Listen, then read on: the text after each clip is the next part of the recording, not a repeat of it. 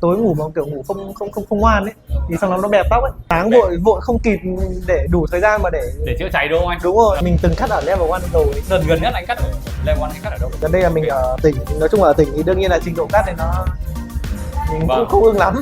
Môi trường làm việc của anh là môi trường như nào? Không cần thiết phải chuyên nghiệp quá, có thể năng động một chút cũng được.